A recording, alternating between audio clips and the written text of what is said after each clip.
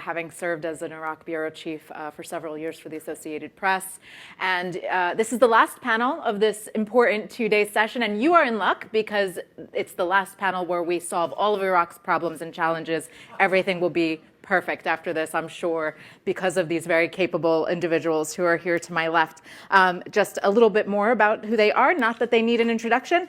Ambassador Faisal al-Strabadi, founding director of the Center for the Study of Middle East and a professor of global strategic studies at Indiana University. Ambassador Strabadi was appointed to Ambassador Extraordinaire and the Deputy Permanent Representative of Iraq to the United Nations in 2004. He's also served at very senior levels in the government in Iraq, so it's so good to see you again. Laith Kubba, nice to see you, sir, as Senior Director for Middle East and North Africa at the National Endowment for Democracy and an independent advisor to the Iraqi government. Sarkawt Shamsulddin, former member of the Iraqi parliament. It's so good to have you as well, and nice to meet you. And Shamiran Mako, who is an assistant professor of international relations, Pardee School of Global Studies at Boston University. So it's so great to have you all. Obviously, the political deadlock is something that I'm sure you've been talking about nonstop for the last 2 days. It's gripping Iraq essentially since last year, this latest issue with parliamentary elections that have deteriorated somewhat in the last couple of months. And so we really want to dig deeply into some of the issues that we've seen in the past year and possible ways to get past this, this period of turbulence that we see now in Iraq.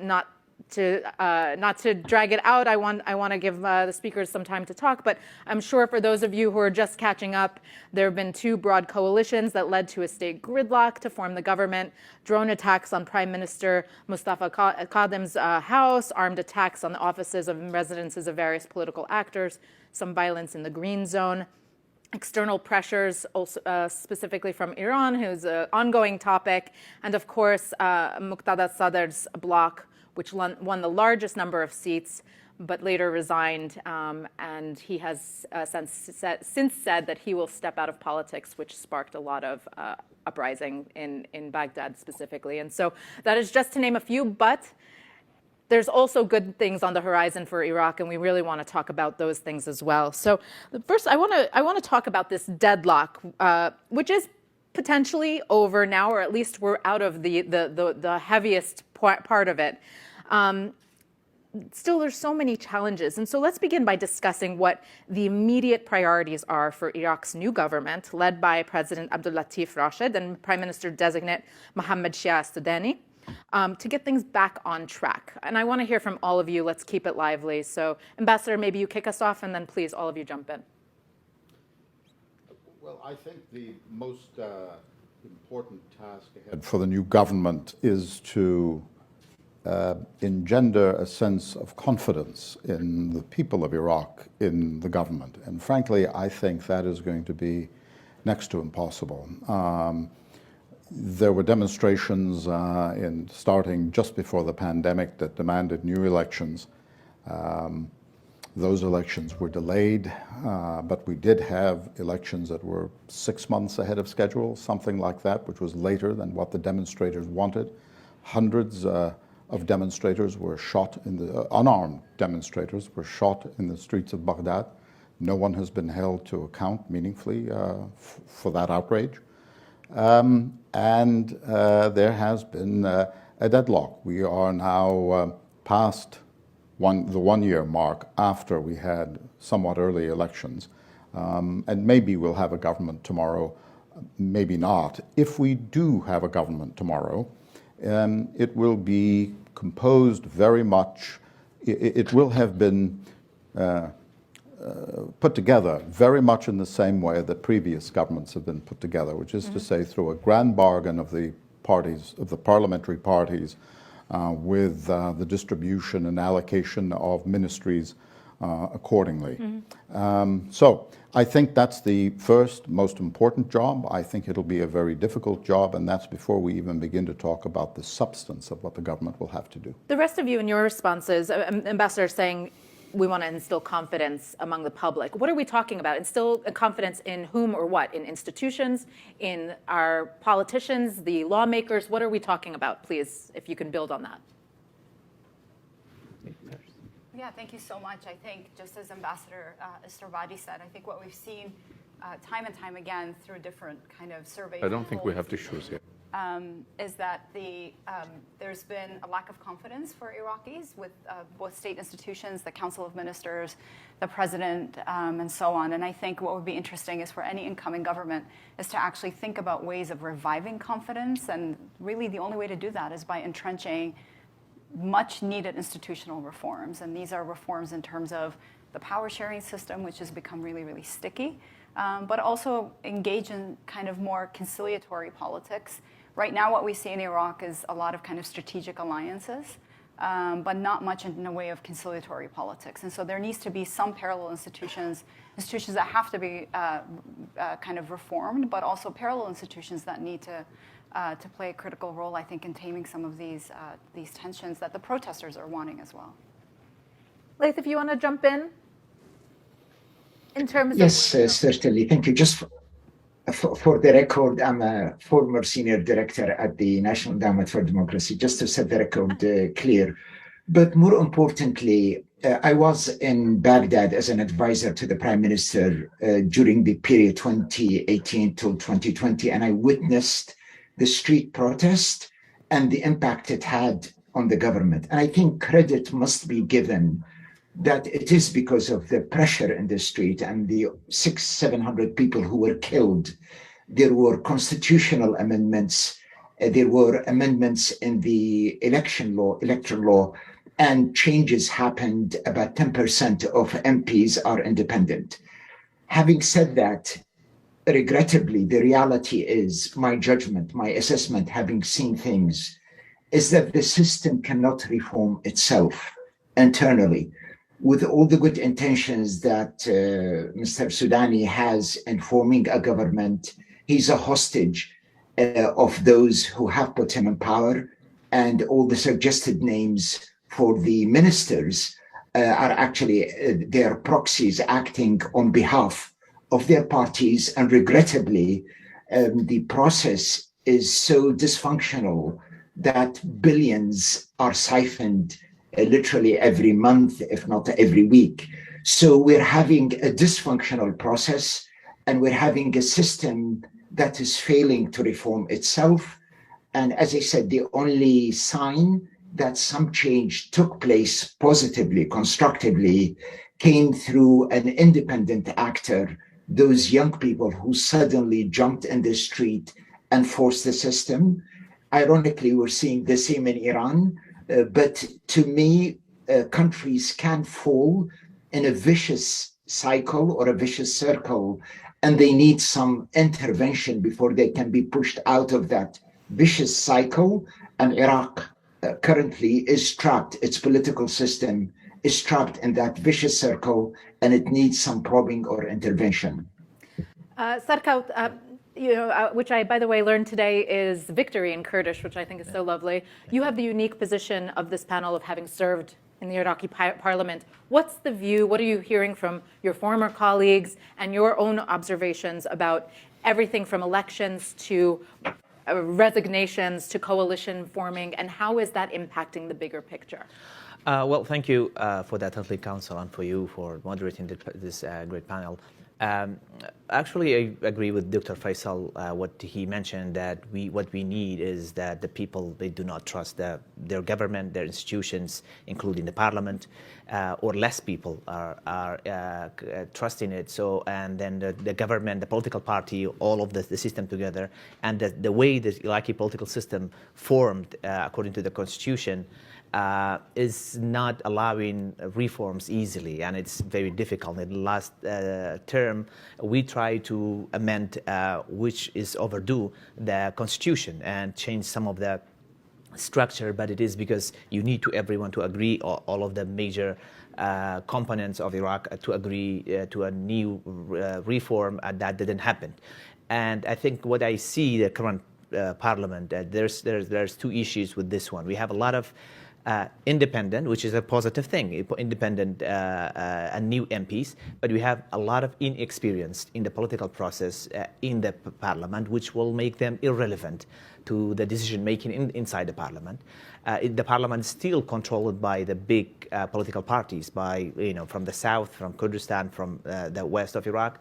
So they are still the main players, which they played in the last term, and this one is they are still the one that calling the shots.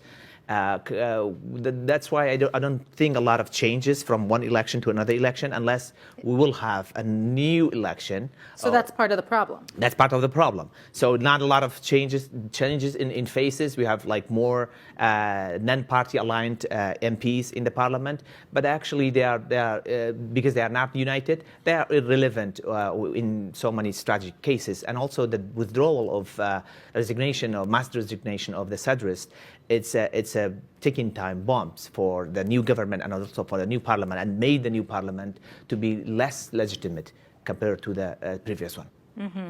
So yesterday, Prime Minister designate Sudani asked Parliament to hold a session this coming Thursday to vote on government ministers and the ministerial curriculum. What are you all hearing with regard to government formation? I mean, is this progress, or should we be optimistic that things are moving along, or is it not fast enough in your opinion, or too little, too late?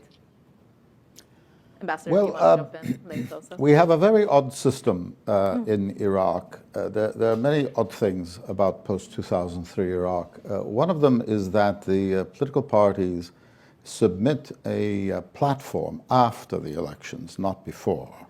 And so we get an agenda for the incoming government once the process of government formation is underway, which means as Ali Alawi found out, the former finance minister, when he tried to introduce relatively modest but absolutely needed reforms to the Iraqi economy, no one actually has a mandate to carry out the reforms we've all been talking about, because no one debated the reforms before the elections.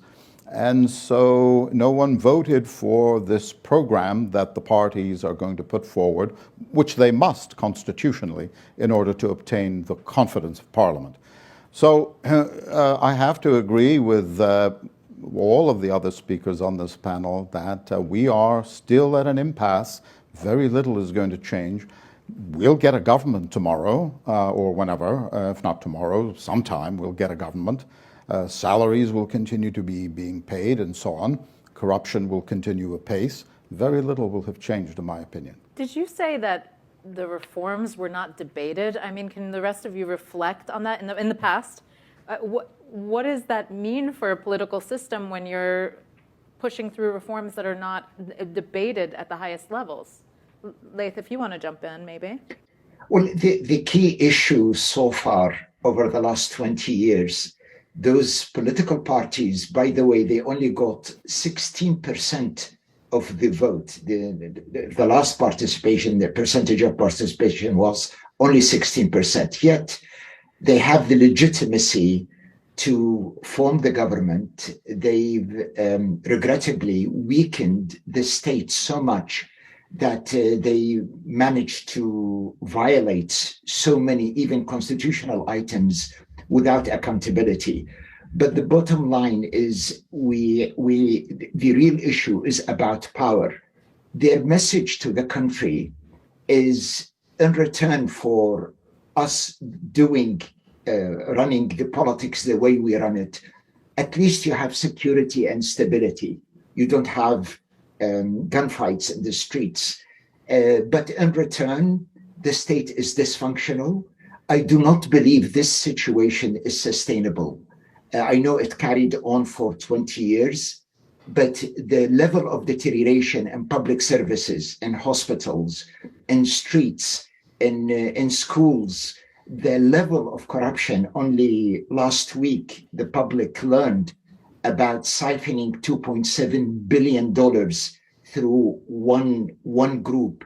So that level is just non-sustainable. I do not believe the country can sustain that. We're currently in a region that is full of variables. So I believe very soon there will be another explosion, street explosion, and the situation is not sustainable. By the way, the prime minister designate who requested a meeting tomorrow has already been shot down, this suggestion, on technical grounds because the Kurdish political parties have not agreed on how to distribute the portfolio. So it's already been postponed. But this is not the main issue. Even if the government is formed temporarily, we have the Sadrists who are dissatisfied, and we have the public who are dissatisfied. And there are plenty of issues ahead. I think the real issue for those concerned about Iraq is to look at the trajectory. Where is this country heading? Can it be secure and stable?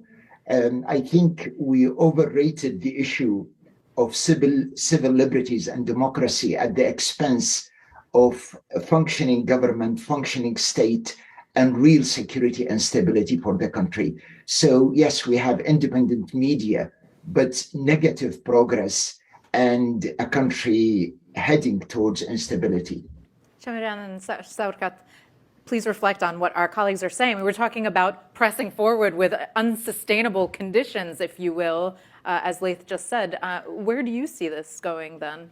Yeah, I think it's funny that Laith mentioned the question of function. I think in so much what we've seen over the past 20 years, which is the theme of the conference, is that form has followed function. The type of state building and this kind of expedient, incongruent state building that was instituted 20 years ago inherently meant that the function of government was always going to be that of state capture. Right? And I think what we've seen, what distinguishes Iraq from other power sharing systems or quota systems, which by the way, exist in many other multi-ethnic states, is that it was never ironed out beyond that, this kind of informal ways in which, Kurds, Shia, Arabs, and Sunnis come and using informal mechanisms that are not constitutionally entrenched to a very large degree to come up and form government. And I think what we've seen over the past 2 decades and over 5 election cycles is that this is why the system has effectively failed, is that it just doesn't function in the way that it was intended to function because there were a lot of kind of setbacks and things that were left to be ironed out in the future, which never, no kind of political elite wants to do, because when the idea of governing the state is that of capture and not governance, then that means that it's about survival. And I think that's what we've seen politicians kind of engage in, which is what Laith and Ambassador Sarbadi have also pointed out too. Sarkawt? Yeah, actually, the plan, the reform, actually, the solid plan, reform, what we have ever seen. There are so many claims since 2005 by all of the political parties. Every prime minister came with a reform agenda or reform committee or counter corruption committee. But the actual plan, the solid one, which we can, talk about every point of it, like criticize it and debate it. It was not debated, but we could have done that. The white paper. It was actually adopted by the government, but it was more architected by the Ali Alawi. The problem in the parliament, there was 2 issues. So parliament was not consulted when they actually had the plan. That was just like a surprise. But also because the parliament didn't believe that, especially the major political parties, that that government is there for a while. They were voting for Kadhimi to stay for 1 year, not for a plan to be implemented in 4, 5 to 10 years. So the plan Ali Alawi had, it was more a plan for maybe for the next government, not the current one. Because it's even the next one is still also will be mandated maybe for 1 year or half. That's the maximum. So it was not a feasible plan, but it was something that we could move, we could agree on. But the parliament, the major political parties, the blocs, they have seen it. They had the discussion, not public discussion, private discussion, that this is going to uproot the system. This is going to make them weak. This is going to change everything, and it will not allow them to benefit from the Iraqi public coffin that they do, from the ports, from the banking sector, the way they do it. So it was something that you needed the mandate and the support from the parliament, and you didn't have that. The last prime minister and the current government actually didn't have any political backing in the parliament. The whole parliament was opposition to him. That was a challenge. But he had the opportunity, I believe, the first 6 months, the window of opportunity after the bloodshed on the street and the demonstrations and all of the political parties somehow forced to agree to have Kadhimi as a prime minister, an outsider. He had the opportunity to conduct some serious reforms. He didn't. He failed, unfortunately. So he had so many opportunities to deal with the Kurdish file, the oil, and also the border. One thing I give him credit, and it was very successful at that. I hope that the new government also will continue, is the progress in the foreign relations, especially with the Gulf countries, and also somehow with Iran as well, but not so much on securing the border. Not so much investment in we've been investing in the security forces to counter terrorism only, not to the threats coming from Turkey and Iran to the border. So that's, I think, something we need to also address, not only just the public grievances, which is very important for the next government, but also to the security of the sovereignty, which has been violated continuously by both countries, Turkey and Iran. Ambassador, did you want to chime in? Yeah, you see, the state of Iraq, as I see it, and I am not an expert on economic issues, but as I see it, the state of Iraq is economically no longer viable. And I don't really care what the price of oil is doing on any given day. I'm talking about the long term. The model we have for Iraq now is not viable in the long term. That is going to require the public sector payroll is out of all proportion. The ambition of every Iraqi teenager is to become a public sector employee. And there are reasons for this. That is no longer sustainable.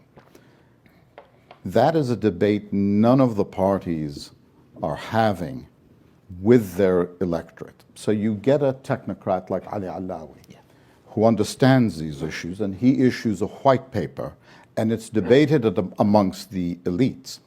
If Parliament were to enact those reforms, which are needed, and which, again, were relatively modest against the problems that Iraq is facing in the not very distant future, it would cause tremendous upheavals and disruptions in the population.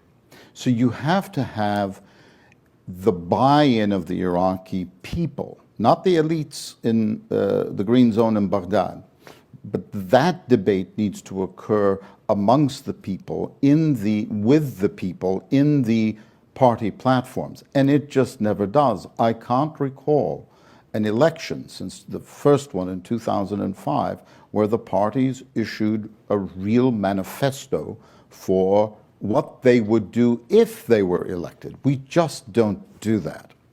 Now, one of the things I would like to address that Laith mentioned, Dr. Kubba mentioned, is the notion of we have given human rights and democracy over function or over state building or over efficient state building. I have to say, I'm surprised to hear him say that, because as I look at Iraq, if you define democracy as having periodic elections, okay, we've done that. I don't think Iraq is an exemplar to anybody of human rights, not in Baghdad, not in Erbil, from Fao to Zaho. Depends who you're comparing them to. Well, I am not going to compare them with one of the most brutal tyrants who ruled Iraq for too long. If we're going to have a discussion about democracy and human rights, then there are international standards, and I will hold the Iraqi government to that standard. And it is failing miserably by that standard. And by the way, with the militias that we have had, the fact that Dr. Kubba talks about that there is not violence in the streets in Baghdad currently, that's true.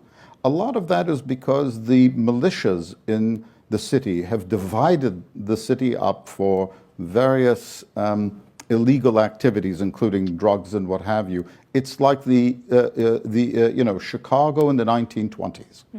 And it's not the Weberian state imposing its will to maintain public order. That is certainly not my impression when I visit Baghdad. So I think we have to be careful. The problems are profound.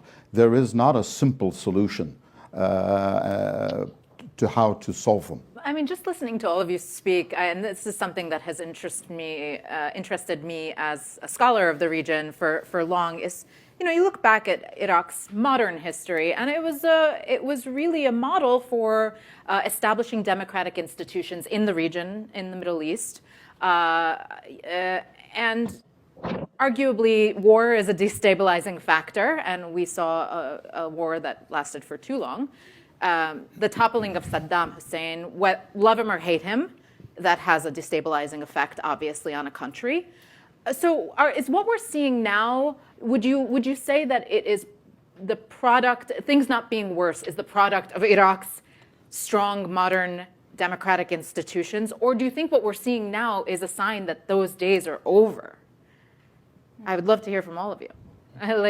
Can I? Please. Well, I think what you've raised is important, and that is every country in the Middle East aspire to security and stability, progress, and civil liberties. And often it's difficult to strike a balance between them. So the only thing that Iraqis and political parties and those who are in Iraq celebrate about liberating Iraq from Saddam Hussein is we have now freedom of the press. Iraqis can travel abroad, they can express different opinions, and there are elections from time to time. Regrettably, this is fake democracy. This is what we have is a Frankenstein, because freedom, today we have freedom of organized crime. Drugs are soaring in Iraq. Siphoning public funds is out in the open. The head of the parliamentarian committee in charge of finances in Iraq has been named as involved in this recent siphoning of 2.7 billion. We're talking about extreme serious violation under the quote banner of a democratic process. I think if you ask either Iraqis today, is that what you prefer, or a secure, stable system back in the 70s, though with less civil liberties, without a question, 95% of Iraqis would prefer to go back to the 70s, not Saddam's days, because Saddam created instability through wars with Iran, with invading Kuwait, with the Kurds. But going back to a less civil liberties, but a more secure, and a country that can provide services in education, in employment, in health, I think Iraqis would choose that. The second point I'd like to mention, those political parties are not representatives of different ethnic and religious groups. They trade in their name, but without a question, Sunnis would not accept that those who are in power today represent Sunnis. And I think a lot of Kurds, by the way, refuse to accept that those two families represent the interest of the Kurds, and there is a growing pressure in Kurdistan. So I think we need to call a spade, and we have to look really at how things are and where they're heading. This system is fake in representation, fake in the use of for democracy, and I think it's not sustainable. I want to, if I may, just make a two-finger response to that, because I think it's a fallacy to say that we either must choose democratic governance or a stable Iraq. That is the mantra of every tin pot dictator in the Middle East. And I think in 2022, that mantra is past its sell-by date. So no, I will hold the Iraqi political class. I will demand true democracy from them. We don't have it. I agree, Laith and I agree about that.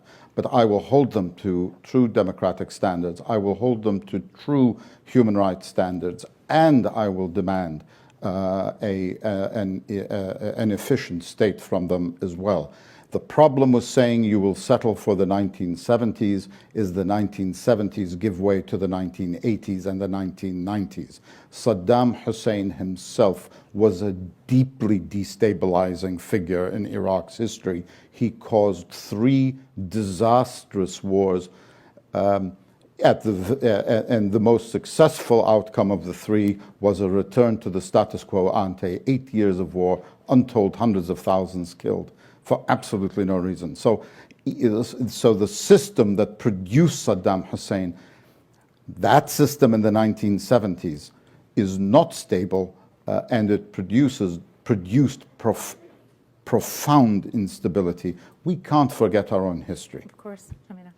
Yeah, I think really at the heart of the matter is that elites in so many ways shape democracy, right? Democracy in and of itself is an elite game.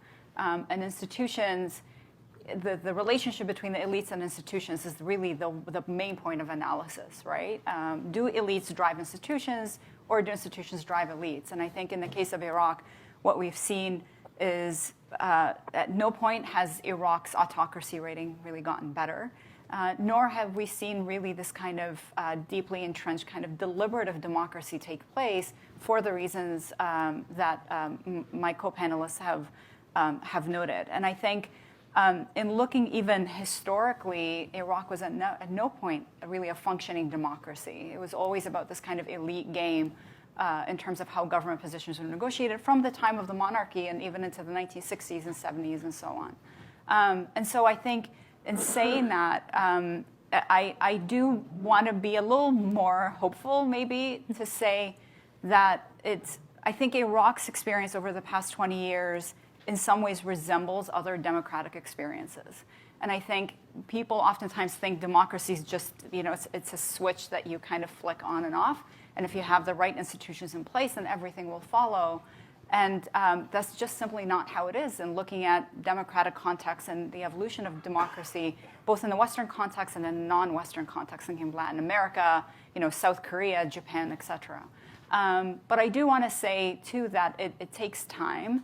And there are actually pretty robust mechanisms to an extent in the Constitution that allow for different reforms to happen and to take hold. And so the question really at the heart of the matter, as I see it, is the political class and the ruling elites and the ways in which they capture the state.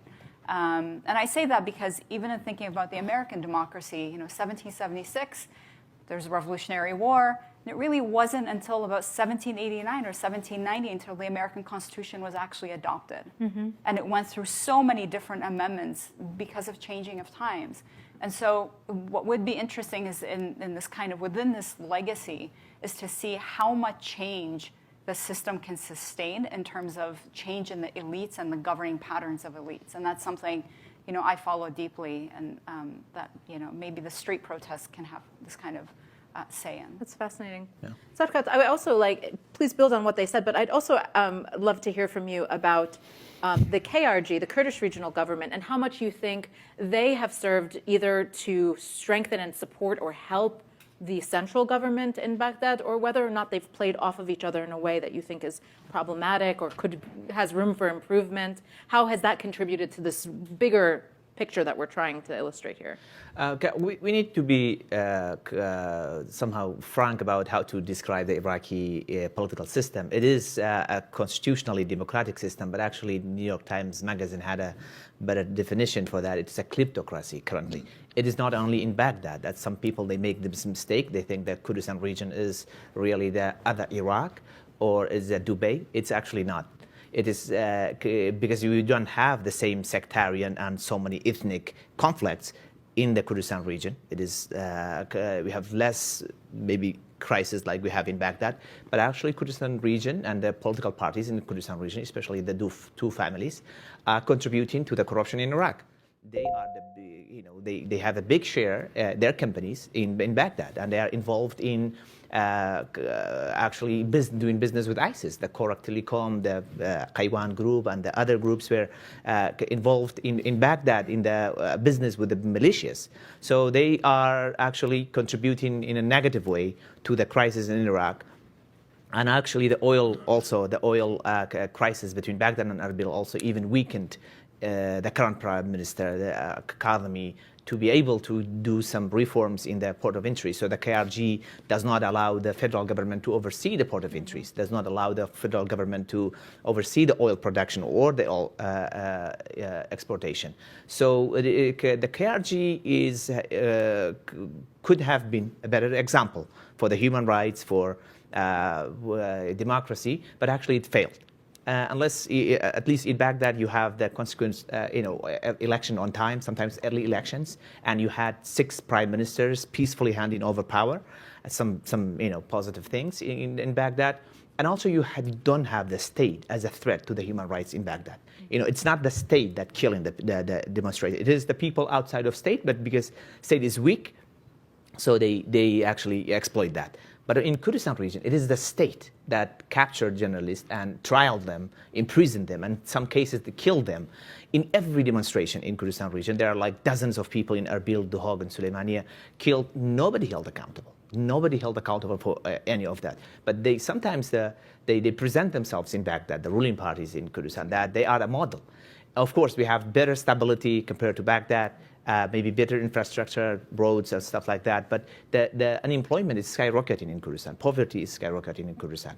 COVID didn't help any of that, I'm sure. No, of course. COVID is worsened it, but even exploited by the ruling party. So the element of Kurdish politics, and also let's not forget the KDP and the PUK, they had senior position in the Iraqi government. They played a really very serious role in Baghdad. So they had the Ministry of Finance, they had the Ministry of Foreign Affairs, they had the Ministry of Reconstruction, and then they had the Ministry of Justice. So many, and also the presidency.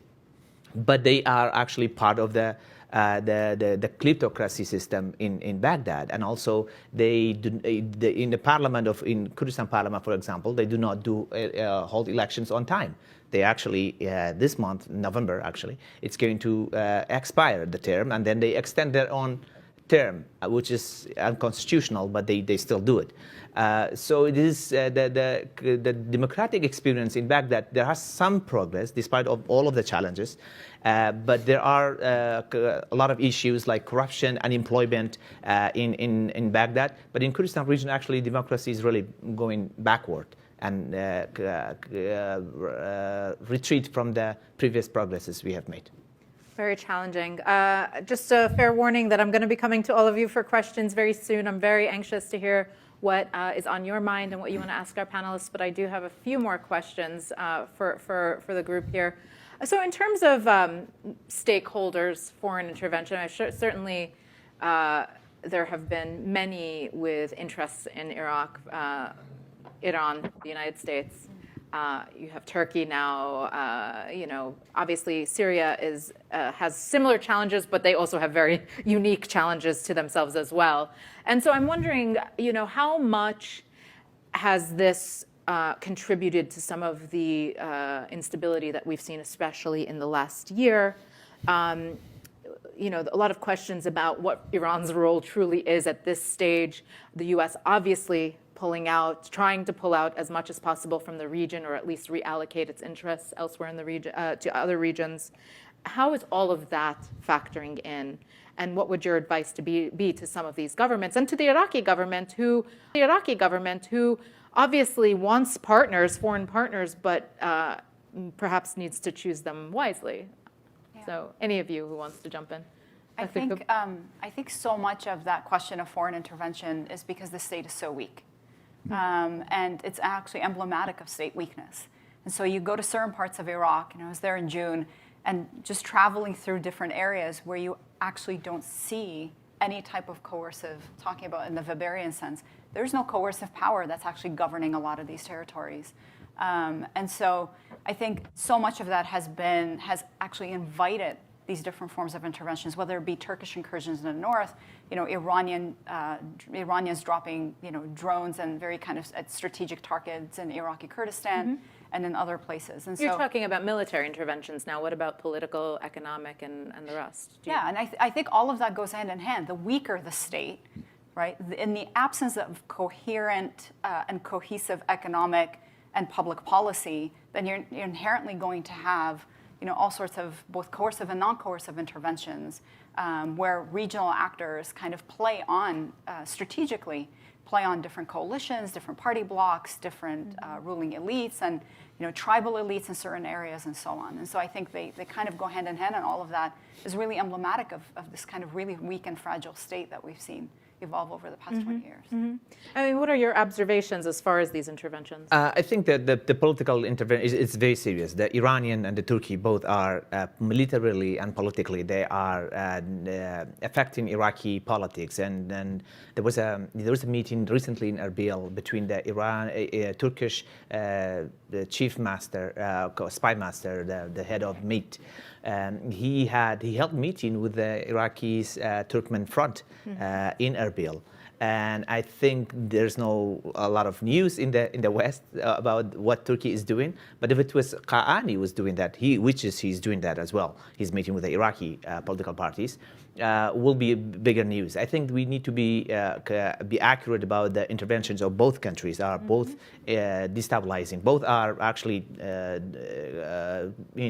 trying to cut the water from Iraq. Both are benefiting from the Iraqi market without contributing to the Iraqi economy. They are just taking money from Iraq. So I think I agree with Shamiran that the weaker the state is, the more intervention you have. I think that in Baghdad, the less we have the contentions and the confrontation between U.S. and Iran, it is better for Baghdad.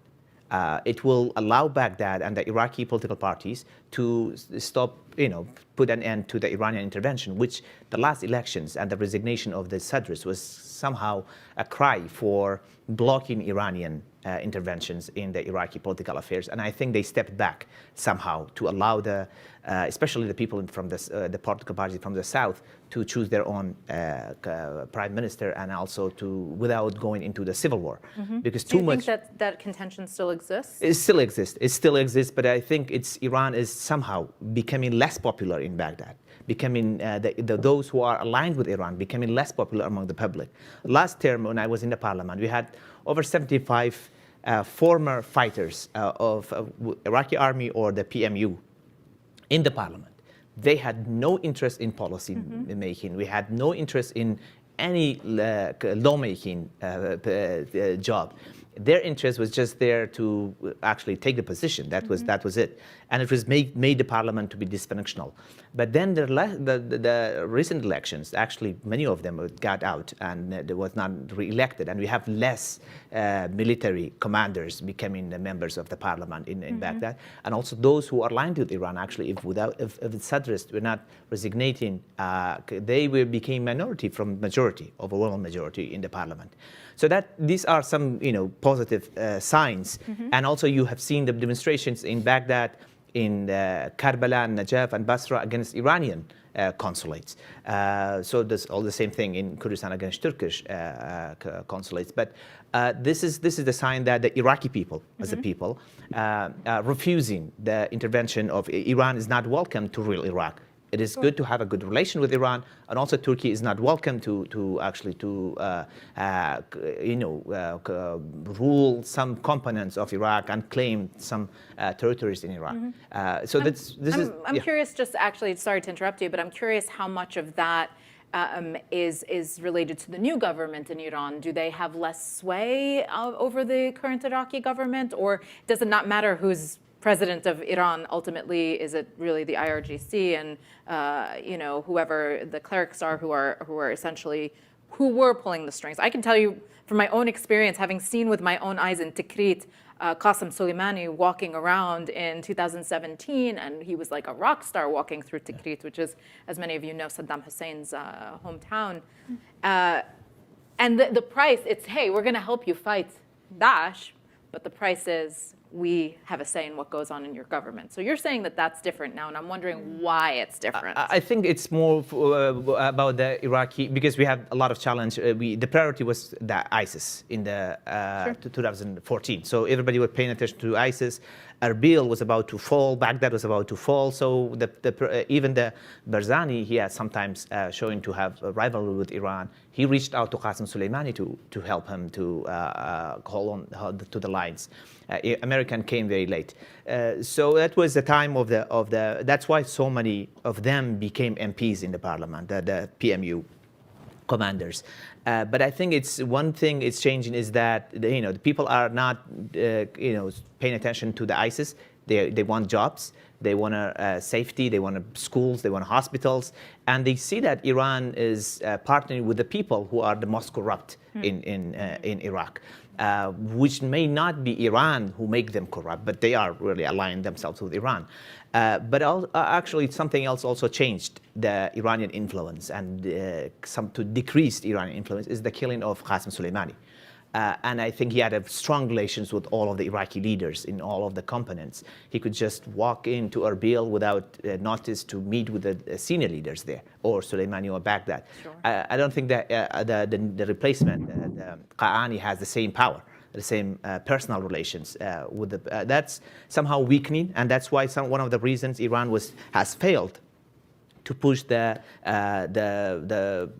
Sadrist and the other side, the framework, to reach an agreement to forming the government. So they were limited and they have less influence than they had before, as the Iraqis are growing up to be among the Sadrists and also other political parties, to refuse Iran to rule Iraq. To have a good relation, that's fine, that's positive with have relation. We cannot deny that, but to have Iranian or Turkish or Saudi Arabia rule Iraq, that's something, a sentiment growing among the Iraqis. Mm-hmm, mm-hmm.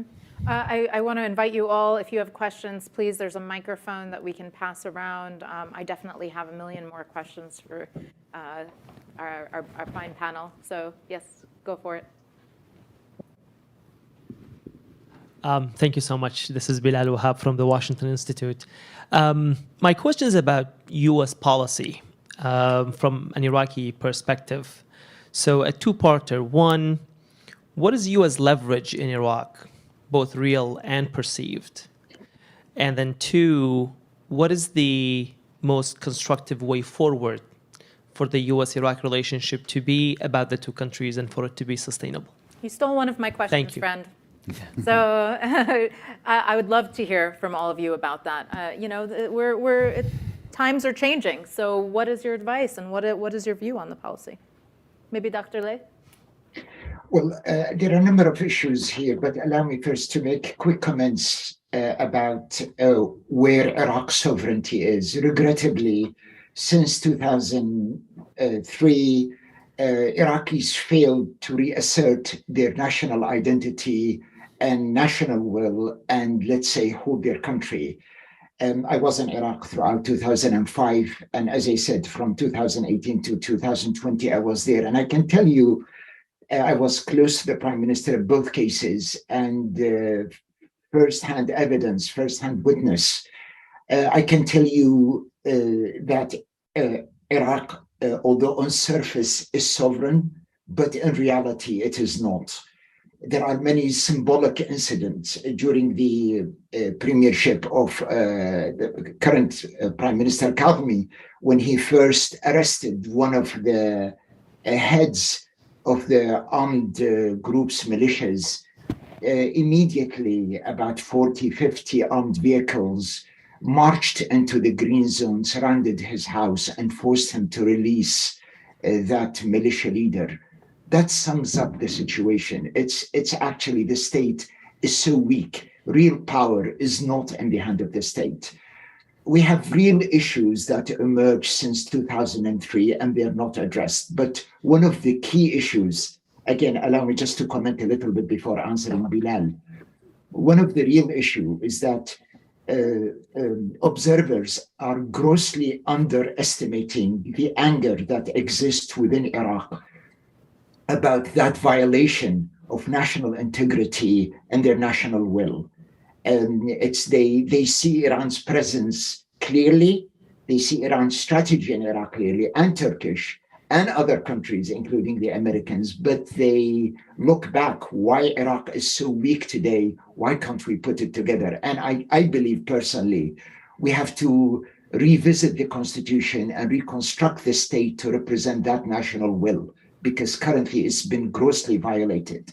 But going back to US politics and leverage in Iraq, for a combination of reasons, and in particular under the leadership of President Biden, I think the momentum is not to get too much entangled in a problem that was caused by Republicans, by President Bush, and they want just to look at US national interest, which is calculus with Iran, calculus with supply of oil in the market, calculus with stability in the region, but not beyond that, no involvement. So that left huge vacuum. The US still has leverage over the money.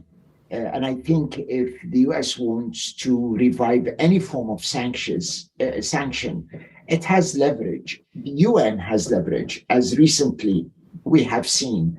I think current Iraqi political leaders of those various political groups, including those who are close to Iran, they do not want a confrontation with the UN or with the West. So there is room there. I think, in my view, Iraqis should take advantage of that to leverage influence to correct the conditions in Iraq. But by and large, the US position on the ground is much, much weaker. It's not the same in the Kurdish region.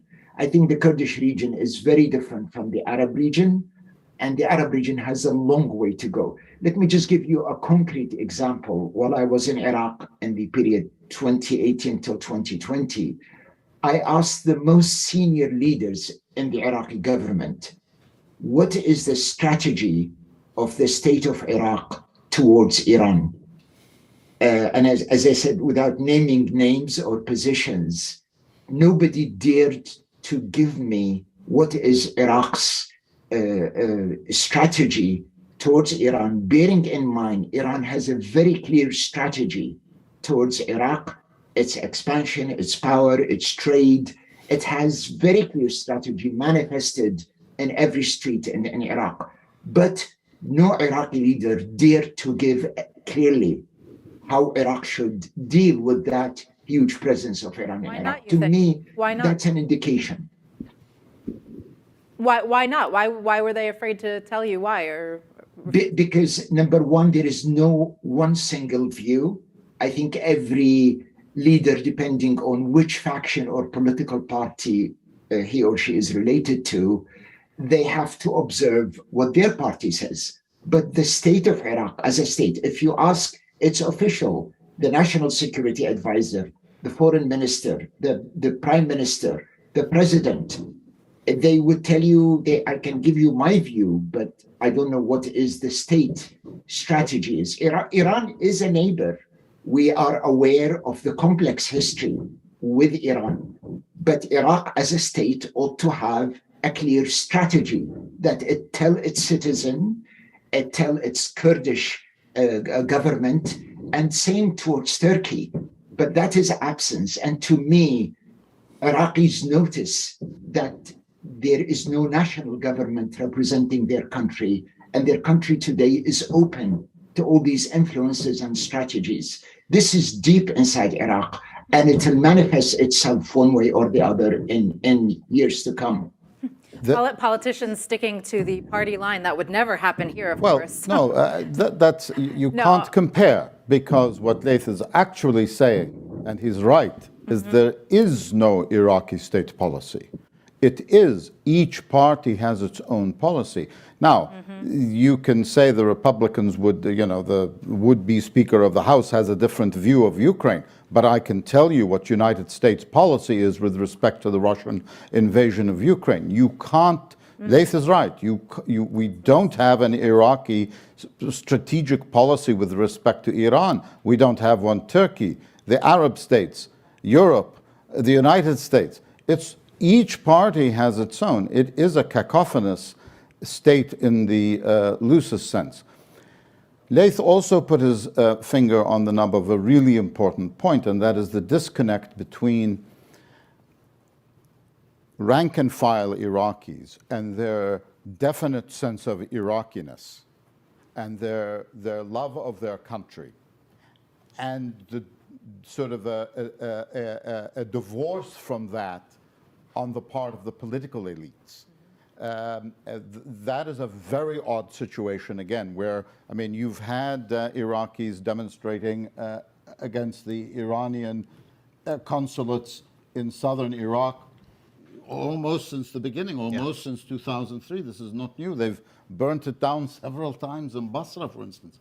So this sort of sense of wanting an Iraqi state, of wanting an efficient state, of a functioning state, one that gives its citizens a future, is very much on the mind of all Iraqis, regardless of ethnicity or confession. But you have an elite that is completely divorced from all of that. But if I could go back to your question, or actually to Bilal's question about the U.S. role, it seems to me, as a former diplomat, successful diplomats create opportunities, create leverage, find ways of finding leverage. Look, obviously, the United States doesn't have 150,000 troops in Iraq. That was a very different world. That world's not coming back. No one with a rational mind thinks that's ever going to happen again. But there's not a country in the world with respect to which the United States has zero leverage, including North Korea. The question is, does it choose to use what leverage it has? Does it have the capacity, the capability in Baghdad to influence events? And the incentive. The incentive should be there. It inheres in Bilal's question about oil markets and production. Iraq happens to be one of the few states that actually has at least a theoretical capacity vastly to ramp up its oil production. That's not true of all the states in the region, and you would think that would be an incentive. I think that the fact that the United States is not engaging with Iraq now is not neglect. I think it's a policy which we have seen before in 2011, and some of the same individuals are back making Iraq policy as were there in 2011, of saying we ought to treat Iraq as a fully sovereign country. The United States would never imagine interfering as to whether Boris Johnson should be the prime minister or Rishi Sunak should be prime minister or Liz Truss. So in Iraq, we should also leave it alone. Now, the United States does not have the ability to do what Bremer did in 2003, which is to appoint ministers, and no one is advocating for that. But as the very highly successful ambassador to Baghdad, Ryan Crocker, said, the Americans are hardwired into the Iraqi political scene. The Americans can act as conveners. They can act as a catalyst. And the United States is not now performing this role, and that contributes to the vacuum that Laith and my colleagues have described. Yeah, what is your assessment on U.S. policy today? Yeah, I think it's a really, really good question, and I think it really kind of it ebbs and flows. I think what we've seen since 2011 is this kind of real emphasis on hard security, right? And so whenever there's a security crisis in Iraq, that security crisis being brought on for various domestic reasons or regional reasons, the U.S. then intervenes. And there's a lot of kind of strategic alliances that are militarily based and or based on the question of oil and resources. I kind of want to push back a little bit and thinking about some of the lessons learned that were in the SIGRI reports, the Special Inspector General for Iraq, as well as this really comprehensive 2-volume report by the U.S. military on in its operations in Iraq. And I think in that sense, it would be really interesting to see the U.S. shifting policy towards not just something of a strategic and military interest, but one of a kind of a capacity building partnership, which we really haven't seen. And a lot of that is because of the inherent corruption of the early state building period. But I think there's a lot of kind of lessons learned that could be shared in terms of reform, in terms of cutting back on corruption, in terms of public service provision. There's so much emphasis on oil and privatization and this kind of hard security lens. And I just think that creates this kind of like a lull of stability, But in terms of the U.S. being this, a partnership on an equal footing, we just haven't seen that. And it would be interesting if there's a change in the strategic thinking here in D.C. about, seeing Iraq not just through a hard security lens or through an oil lens, but also, in terms of a socioeconomic kind of partnership and capacity building partnership. Mm-hmm. I want to encourage anyone else who has any questions to please jump in, sir. Oh, two gentlemen in the front.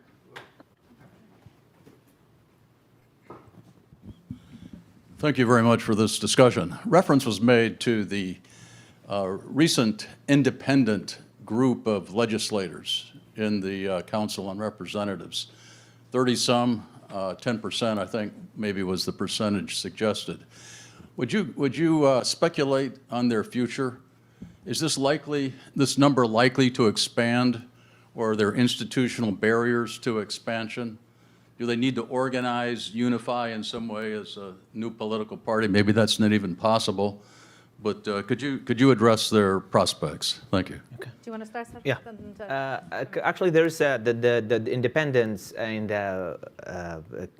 MPs in the parliament. Not all of them are independent. They run independently, but they are actually, representing political parties or join the political parties in some way.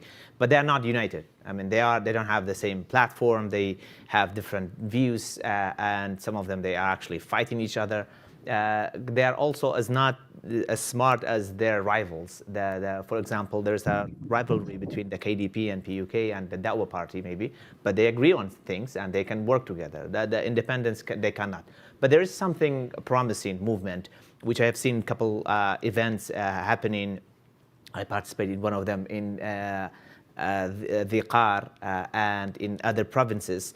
The new political parties, they're called the Tishrini parties, they had held conferences, and they invited the like-minded people from Kurdistan region as well for the first time to have a national platform. That's a progress. I think I have hope for that movement to grow. Of course, there will be a lot of challenges and interventions from the bigger political parties, but I think unless we have a national movement from Basra all the way to Zakho, it is very hard to have that in the parliament. We should have it as a political party that will run on the national platform, not on a sectarian or ethnic platform. That will bring the real change, and that's becoming more, getting more momentum and popular in the Iraqi street. But one thing also I want to mention to what Bilal mentioned about the Americans, it's interesting. One thing is Americans are really doing a great job in helping Iraqi military forces fighting ISIS and empowering them and providing logistics, but also the Iraq may need also the defense system to defend its airspace and also the border against the Iranian and Turkish aggressions. That's something I think U.S. has to, and a new government in Iraq should ask the United government to help them in that sense. But also there's a problem with the U.S. Policy in Iraq when it comes to dealing with the Iraqi politicians. They cherry pick politicians based on who is, who they like, not based on who's corrupt, who's not, who's violating human rights, who's not. So I don't see a big difference between Abu Mazen and Barzani. I don't think a big difference between Maliki and Talibanis. And I think they all friends of Iran. They are all violating human rights. They are jailing journalists, killing protesters, and they are corrupt. Because some of them, they have their actually properties here in the U.S. And the U.S. laws, they're benefiting from that.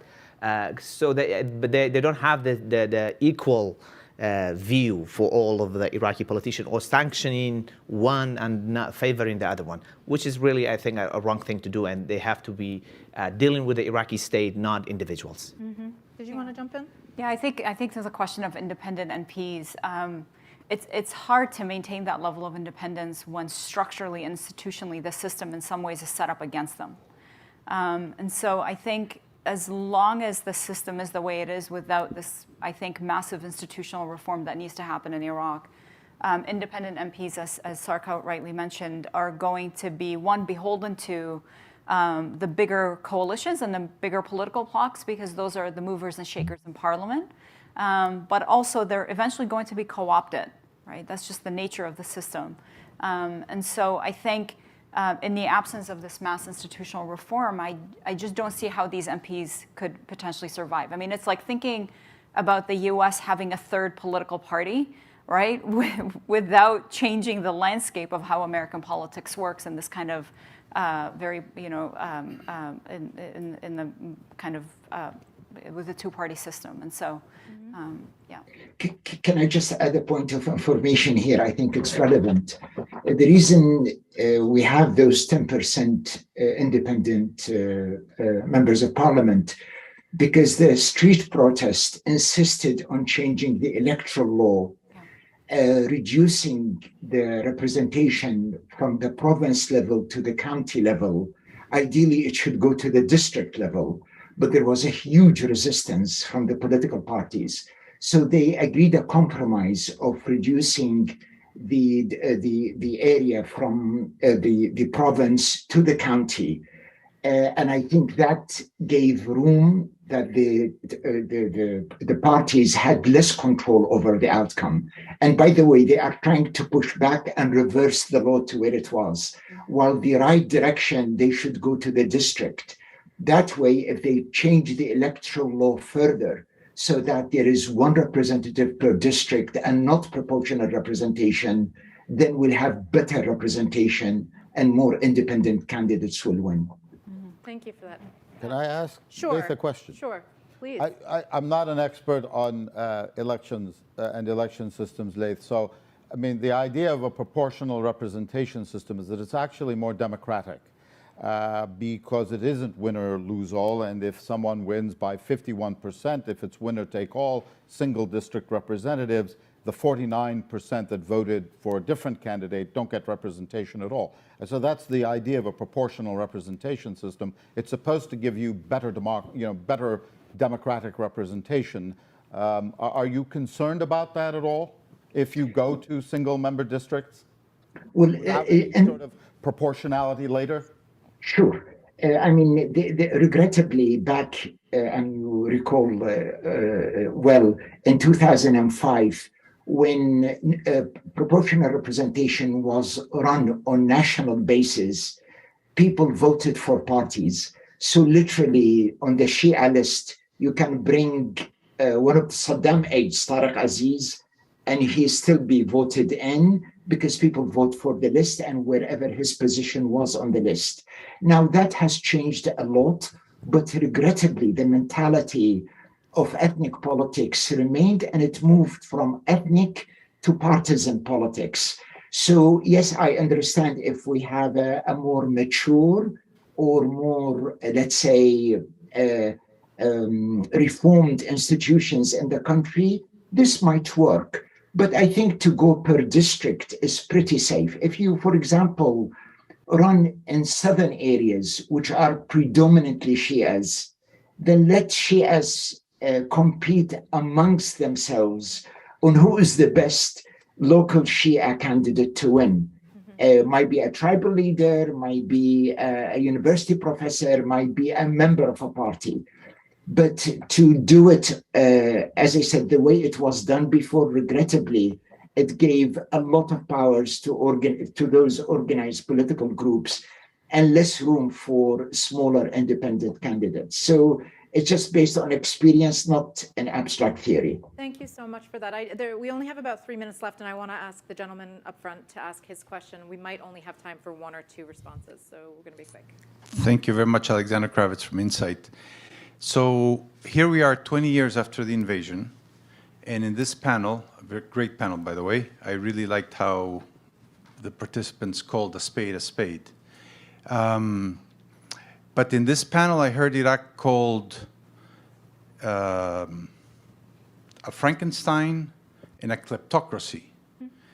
And I also heard at the very beginning, Laith saying that the system won't reform itself, right? And you were talking about how massive reform that needs to happen. So my question is, how? I mean, we only have 3 minutes left, but how will this happen? I mean, Laith sort of hinted at, the discontent and we have to reform the Constitution.